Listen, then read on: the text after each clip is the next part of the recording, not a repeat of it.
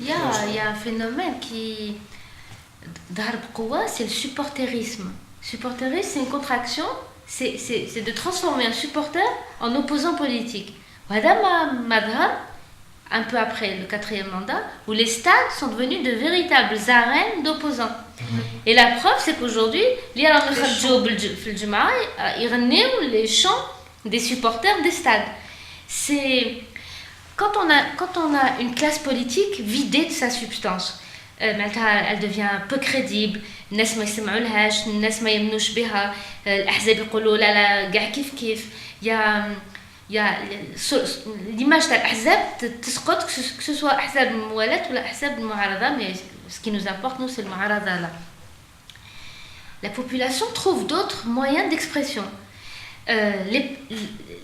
Les jeunes gens dans les stades قدروا يقولوا واش الأحزاب ما كانش قادرة تقول واش الإعلام ما كانش قادر يقول واش الجمعيون ما كانوش قادرين يقولوا au point que la société s'est réapproprié le discours des supporters.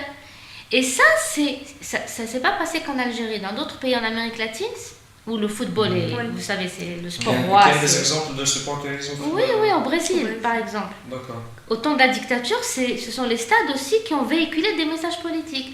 Et Ben Qawsen, l'intiqal démocratique du Brésil, c'est quelque chose dont on peut s'inspirer nous-mêmes.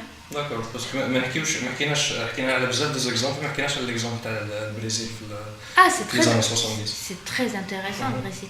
Alors c'est intéressant parce que le Brésil, d'abord c'est un grand pays comme l'Algérie, beaucoup de monde, un grand territoire, et le rôle de دور المؤسسة العسكرية في السلطة كان كبير. Et ils ont réussi à dépolitiser progressivement. الناس الطابع السياسي للجيش كان بصفة تدريجية وبصفة تفاوضية.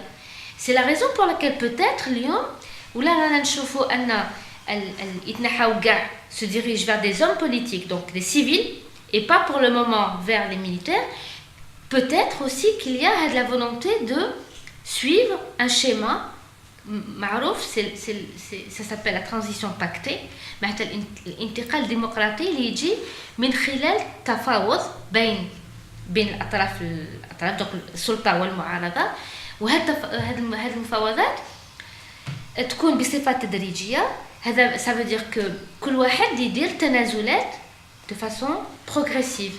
Et ça veut dire aussi que انتقال السلطه, le transfert du pouvoir, ne se fait pas immédiatement. Donc يتنحاو كاع oui, mais pas tout de suite. يتنحاو كاع بالعقل. Et c'est ce caractère progressif qui a fait qu'au Brésil, par exemple, ça a marché. D'accord.